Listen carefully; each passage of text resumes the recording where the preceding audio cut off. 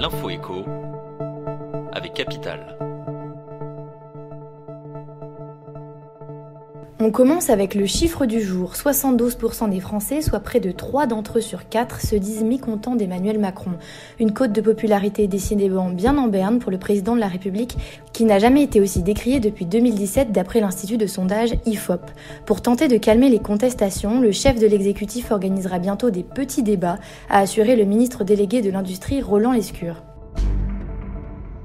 Et on continue avec la bonne nouvelle du jour. Une dizaine d'acteurs de la grande distribution et de l'agroalimentaire sondés par Capital prévoient de recruter plus de 100 000 nouveaux collaborateurs en France cette année. 40 000 recrutements prévus chez Carrefour, 22 800 chez Auchan, 3 300 chez Lactalis ou encore 679 chez Pernod Ricard. Métiers recherchés, type de contrat proposé, zone géographique des recrutements ou salaires, découvrez dans notre tableau le détail des embauches sur capital.fr.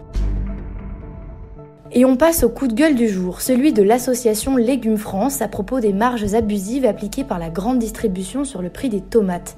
En mars, elles atteignaient 84% contre 28% sur la moyenne des 3 dernières années.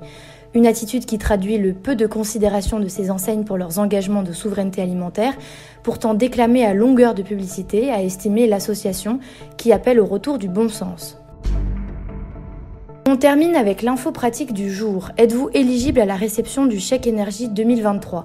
La campagne d'envoi de cette aide de l'État pour lutter contre la flambée des prix de l'énergie a commencé vendredi 21 avril pour un peu plus d'un mois. Ce sont 20% des ménages les plus modestes, soit 5,8 millions de Français, qui devraient en bénéficier. Seuls les foyers au revenu fiscal de référence inférieur à 11 000 € en 2021 sont concernés.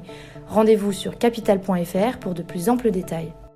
C'était l'info écho avec Capital.